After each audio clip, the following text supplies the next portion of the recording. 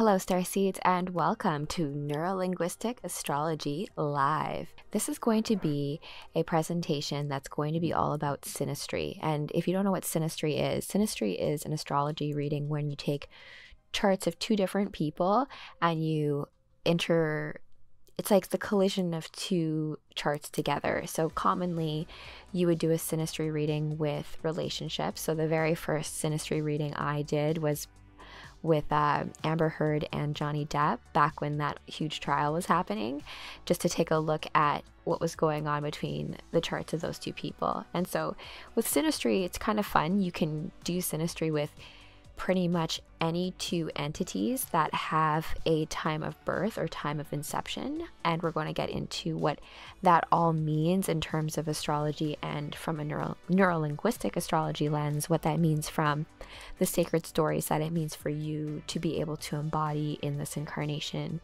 that makes sense for you. And so we're going to use Bonnie and Clyde as an example of star-crossed lovers, and as an example to show how, based on certain decisions and certain archetypes, you would see that Bonnie and Clyde were truly meant to collide with each other and generate all these sparks. So you'll see what I mean. And I got to know a little bit more as well about the movie that happened with, what was her name? Faye Dunaway. And the actor's name escaping me. When I do the edit, I will hopefully dub that in.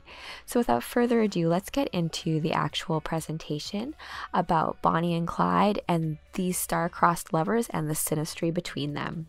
All right, my friends, here we are. This is the presentation. And as you can see, I have a little bit of an 8-bit video game theme going on, just because it's all to say that life, the game of life, is like a video game. And if we think about our natal chart, or when we are born, and the placement of all the planets and all the luminaries in the sky is so unique to you. And so as a result, we can take all these angles and all these potential storylines that are going to prove to be more much in flow with what happened to us, or in terms of the energies that were imprinted on us when we were born, and know how we will then interact with other people's charts. So that part is really interesting, because that's kind of like why we call ourselves Sacred Soma Alchemy as well. It's like the alchemy between people. We are alchemical beings, and so as we interact with others, sparks generate. And so even if we think of astrology in terms of elemental and modality qualities, so if, let's say, a person is very fire oriented and they are matched with someone who is water, those seem like they're opposing forces. But if they work together in a way that is synergistic, you get steam, and steam can be used to power many things. So that's one of the topics, or one of the ways we can kind of look at how energies bounce against each other. So let's get into Bonnie and Clyde themselves. I didn't use their actual pictures. I used the movie picture because I like it. Okay, so let me just do a quick sound check, make sure I'm coming through okay. Yeah, perfect. All right, so today we're going to be doing a synastry astrology reading live for Bonnie and Clyde as a way to talk about fated or destined relationships, soulmates, so to speak. So anyone born with, or anything that was begun at any moment in time, will carry with it the characteristics of that specific moment. And this is why astrology is such a wonderful classification system for the way reality functions, because based on the fact that, you know, the sun rises every day and sets every night, it changes with the seasons, and you can map all of that, and then based on that you end up with these cycles. And so based on when we are born within those cycles, there's a certain flavor, there's a certain specialness, there's certain aspects that are unique to that. And so we're going to talk about Bonnie and Clyde and look at why it makes a lot of sense that they ended up together. And also we're going to go into a death chart of both of these as well, because they died at the same time because there was an ambush. And we're going to get into that as well, because this was actually something that a lot of other astrologers, I'm going to credit them as well in the show notes, have done a lot of good work already about this. All right, So first, of course, I need to define my terms before we fully get into everything. I'm a little wizard there in the corner, because I feel like when you interpret astrology, there is a level of magic to it, and that is why I term Monday as Magic Monday. All right, so in terms of synastry readings, when we take your birth chart, I already said this at the top of this conversation, that when you were born, the sky had a blueprint or a map of it that's uniquely yours. And so if you were born right now, we have a new moon right now. We have a new moon in Cancer. And so that's actually a great example. So if you were an individual who was born on a new moon, you're going to have the themes of that new moon imprinted on you from an emotional standpoint because of what the moon represents. And now, so if we take the natal charts of different individuals to see where their storylines collide with each other, you can find where if someone has a moon sign in one sign and someone has a moon sign in the other, that there might be a connection there. It creates a different aspect, or different planets will make different aspects, with different parts of the other partner's chart. And then we're going to go into a death reading, also known as an ambush reading in this case. Time of death or transition in this case also creates a chart of which we can derive a meaning or story from what we can learn from now, because it was really interesting, the date, the time that Bonnie and Clyde were killed. It created something that was called a grand sextile. It looks like a Star of David, and we'll get into that in just a moment. Stay tuned. So Bonnie and Clyde's synastry chart. We've got Bonnie, who was born in Rowena, Texas, in the United States on October 1st, 1910. October 1st is actually one of my really good friends growing up, one of her birthdays as well, at 6:02 p.m. And she is the outer circle that you can see here in the chart. And then we've got Clyde, who was born in Telco, Texas, United States, March 24th, 1909 at 8:55 p.m. and he is the inner circle. And so just to get a sense of all the different planets in each of these two individuals' charts, if we look at Bonnie first, she's on the outer circle. So she's a Libra, born October 1st.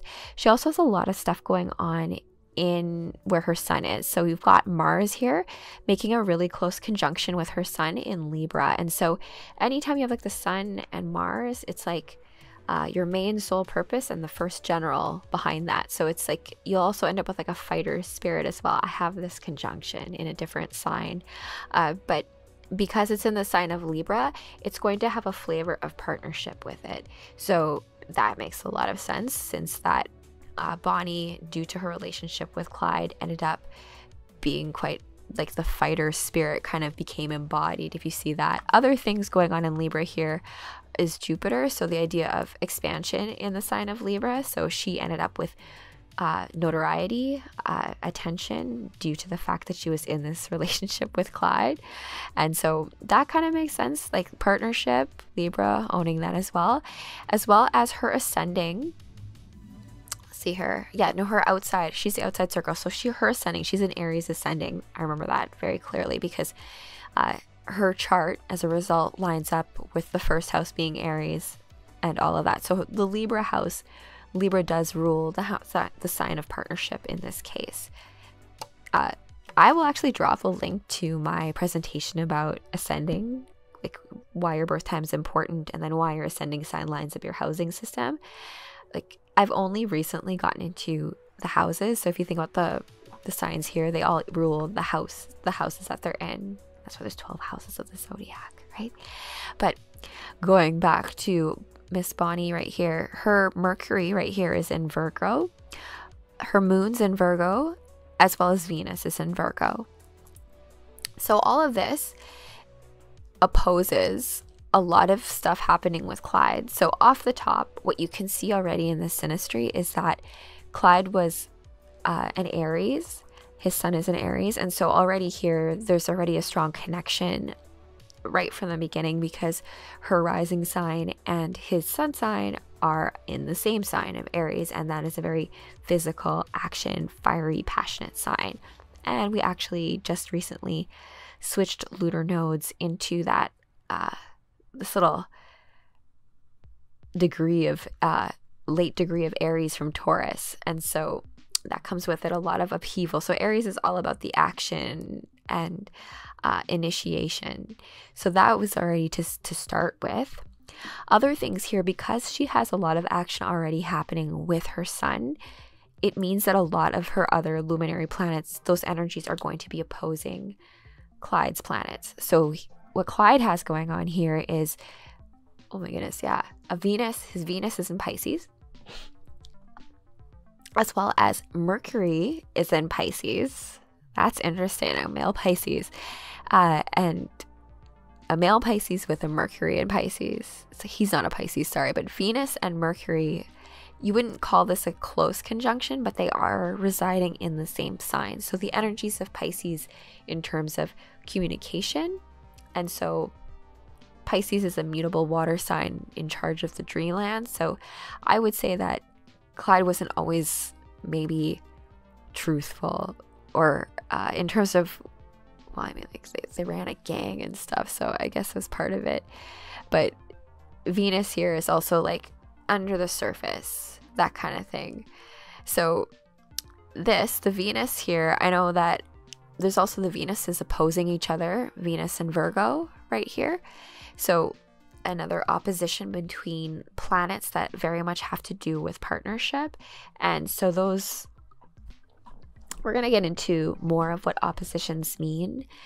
But as I said, when an opposition comes into contact with each other, this can be a very fruitful aspect, but it can also like destroy both of them.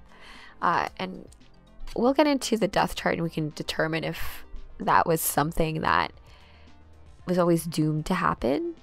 The reason why I even really wanted to do this chart was because I stumbled on a poem that Bonnie had written called The Trail's End, and it was just about how she said that, you know, she knows that people are going to tell stories about her and Clyde and like what happened and what they're going to like lay all this stuff on, and it just goes to like what's going on now in terms of what I'm always saying, what those who tell the stories who rule the world, and who's telling your story. And what astrology does is it empowers you to recognize and realize the storylines that are available to you, are most available to you, to be more in flow.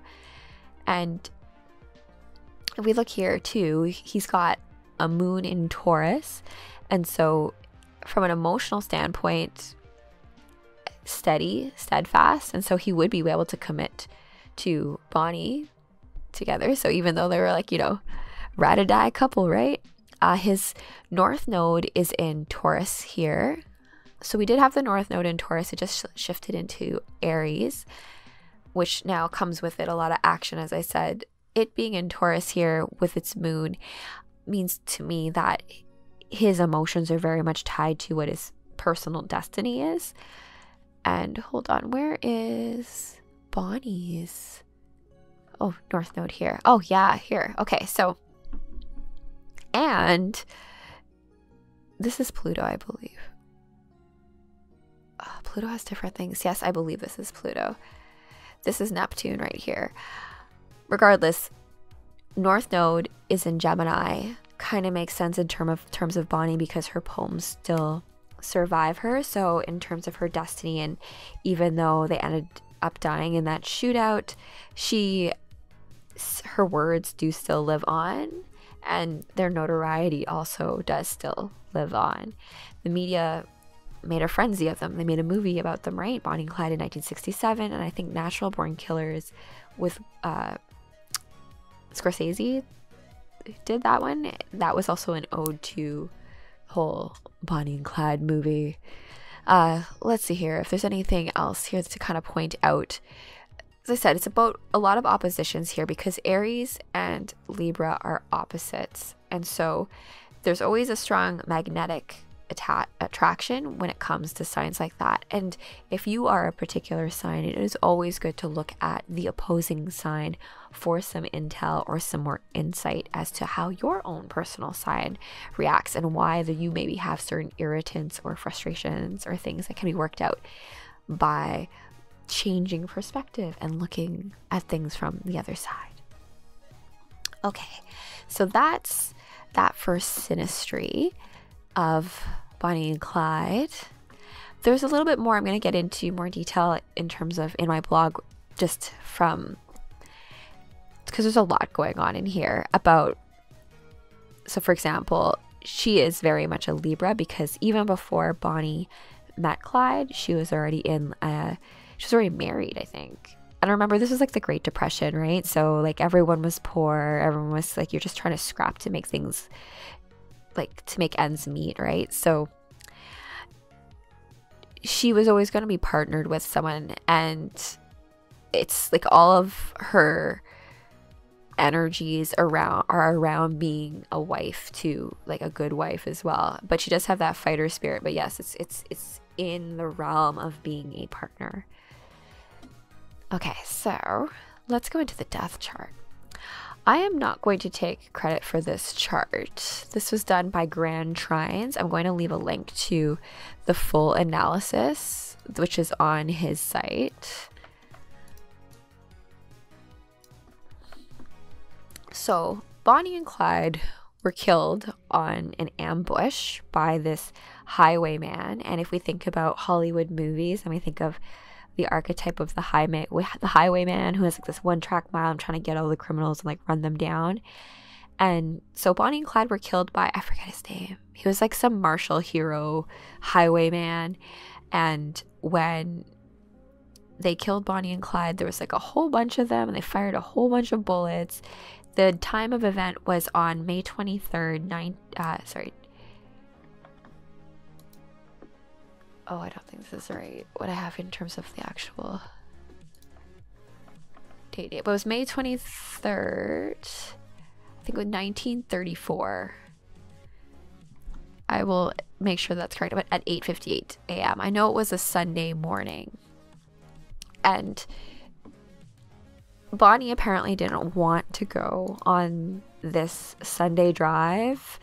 They were ambushed by the Rangers and they were shot on sight. They were shot dead. They were just completely executed at that time. And so one would argue like, oh, they're criminals, it's justified. But if you talk about the highwayman that killed them, he actually had way more kills than Clyde.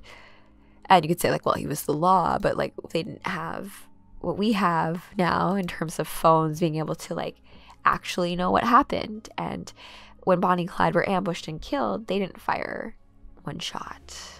Well, not one shot was fired. It was supposed to be some like nice Sunday drive, and then they were just ambushed by like a whole bunch of Rangers. So they both died at the same time. And as you can see here, there is this Star of David formation that is formed at their time of death. Now, the astrologer who did the analysis on the time of death looked at the fact that this is actually, what an interesting time, right? And so it's almost like something so much more favorable and positive in terms of a ritual should have been done at this time, as opposed to this killing, which now just makes me feel like it's super creepy, right? So let's take a look. The sun was in Gemini at that time, and I've talked about this in the past, where Gemini and Sagittarius function as galactic gates in and out of this realm. And so you'll find a lot of things like happen at this time as a way to almost leverage the energies of portals being open, let's say.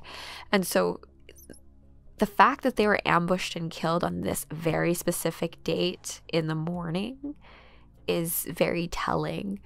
And if we look here too, what else is going on in Gemini? We've got Chiron and Mercury. I don't know what this glyph is. I feel like that must be Saturn because it looks like a scythe. And we also have Mars here kind of hanging out in Taurus, just a little bit on the outside. I feel like that almost represents the doggedness of the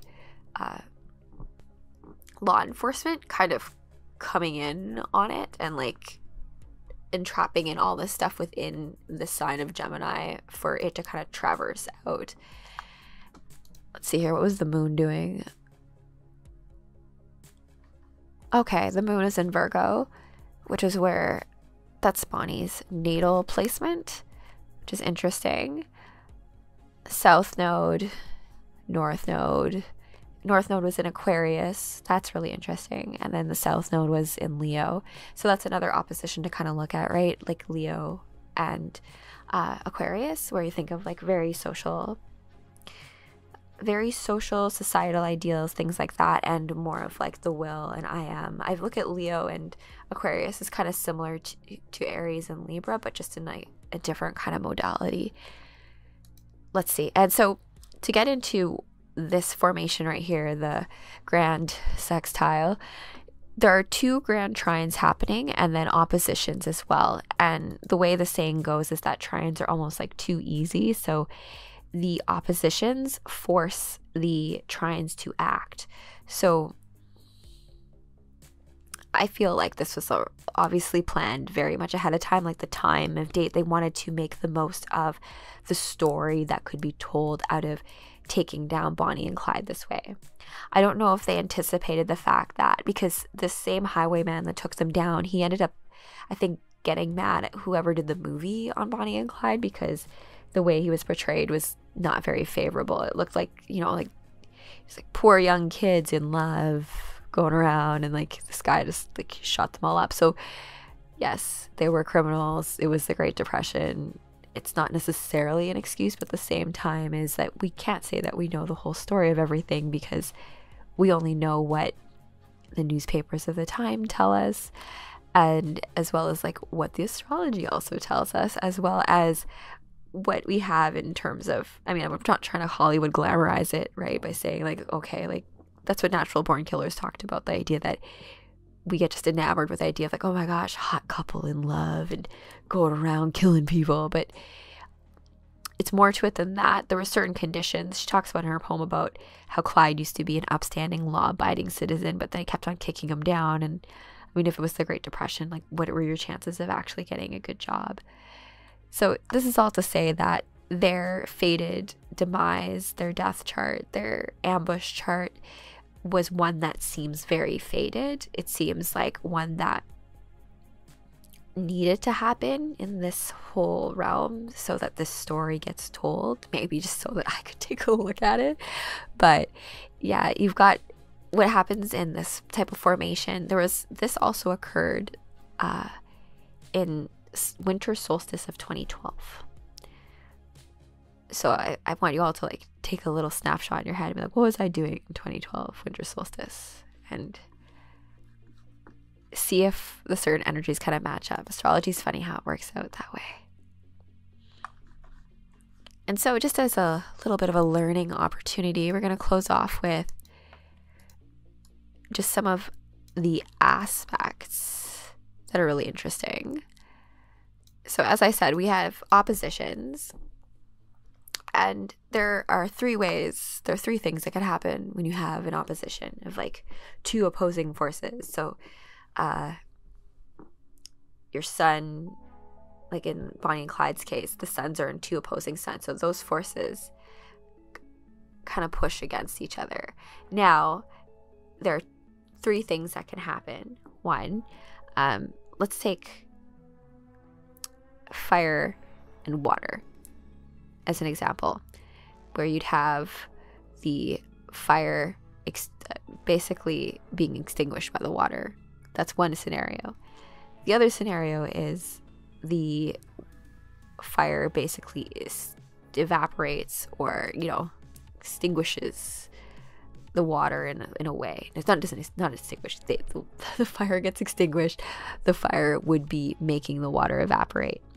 So those are the 2 different things that happen. So I guess if it's like rock, paper, scissors, who wins? But the third way, and the most ideal way for an opposition to kind of generate power, is for the fire and water to work cohesively together, and you generate steam, and then it powers all this good stuff. And so that's the key to oppositions whenever they appear in an astrology chart, to think of the energies as they push and pull on each other. I have a pretty tough opposition in my chart. For example, I have a Sun and Pluto opposition. So you have those energies pulling and pushing against you. And like depending on the signs they're in, that will also dictate a bit of the flavor as to what challenges you have to deal with in terms of what parts to listen to you. And in my case, which planet you want to take the lead and the role, and which one has like more of your best interests at heart, which one is kind of more delving into what your lower expressions are. And then trines, I talked a bit about grand trines when I did Tina Turner's death chart, and trines themselves are aspects of ease. So they are when two planets or two luminaries or any time an angle is generated, it's a harmonious angle. And so the energies of each of those luminaries, of each of those planets, are then amplified with each other. There's a saying, as I said in Synastry, that too many trines make for a boring relationship. You need to have a couple squares to keep things interesting. And so that's why we have squares. There you go. And squares are more of a challenging position. It's a 90-degree right angle. And so if we think of oppositions, it's then the square position. This is also something that I feel like gets underrepresented when we're talking about moon phases, because we're always like, we're in a new moon right now, so a time of opening up, renewal, rejuvenation. And there's the full moon, right? The accumulation of whatever it is you're doing at the new moon. But there's also like the square point, when like to us it looks like a half moon, but really it's a quarter moon. And if you have this in your chart as well, that can be almost, it's a bit of friction, because it's not necessarily harmonious energy, it's a hard right angle, and there are no hard right angles in nature. It's about, it can sometimes feel like, okay, no matter which way I go, something in me is going to say this feels wrong. So how do I resolve that? But in learning how to, because there is always a way to resolve it, that's where true understanding and power and enlightenment comes from. So this is why they say, like, if you just have a lot of trines, like, what are you going to learn? You need a couple squares to kind of space things out. And then as within, so without. So just like how these luminary bodies in the sky, like Mercury representing communication and speech and thought, and Venus representing relationships and beauty, within ourselves, we also play these roles for others in our lives and different storylines, whatever they happen to be. And so it's a matter of recognizing the importance of our own stories to other people's stories. And in Synastry especially, when you have those charts colliding with each other, you're going to generate brand new angles, brand new aspects that can be looked at, and you are now going to have these brand new stories that would have never existed before if it was just that like one entity doing its thing. And so that's all to say that, like, Bonnie and Clyde were fated lovers, and is this something that you could like look at and go like, oh, I predict them actually getting together, which is what I feel like astrologers, you're like, oh, who's going to be my future lover? Like, could you predict that looking at Bonnie and Clyde's chart? Possibly. I'm sure there's some astrologers who could do it, but I'm more interested from the perspective of what are the themes that generate, what are the stories that are created as a result of these two individuals coming together and colliding, because we're now learning about oppositions. And when you're dealing with your partner, let's say, maybe you do have some opposing aspects in your charts with each other, and recognition of that comes with it a lot of forgiveness and understanding when you're communicating with your partner about some certain things. And you can just realize certain things about yourself that perhaps are acting out the shadow side of the sign. Let's put it that way. Okay, so we have reached the end of this fun little presentation. I only did this one live on Rumble. I'm going to be posting the replay onto YouTube very shortly, but first I'll be doing my Monday Magic show. So stay tuned for all of that. But for more magic, this show is sponsored by Sacred Soma Alchemy, our Formula 1, 2, and 3 Soma supplements and life-enhancing condiments such as ashwagandha and ginger. I am going to drop a link to where you can get all of the fun details on our supplements meant to give you a reconnection with your earth avatar, with this existence, because we talk a lot in this show about the stars and the cosmos and the pathways, and like that's all very like upper chakra stuff. And so it's good to ensure that you keep your body in good working order so that you are healthy and empowered enough to live out the storylines that you are meant to live out. here to do, right? And so with that, I hope that you had a wonderful new moon in Cancer. I hope that you learned something. This is a good time to throw away old stuff that no longer serves and step into a new way of being. And a good way to kind of do that is also to learn from the past. And I'm sure that we've all been in relationships that perhaps were faded and soul connections, but it can be a tragedy. Like that's the story to be lived out, or like it's just a recognition of where we are and what we're playing out. And not to say that it's doomed, because there is always a choice. It just means that there are ones that are going to feel more right to you. And the determinant of that, the beauty of it, is that it's always you, right? So anyways, without further ado, I hope you have a great evening, day, afternoon, lunchtime, wherever you are when you're listening to this in the cosmos. And I look forward to chatting very soon. Until next time, Starseeds. Bye.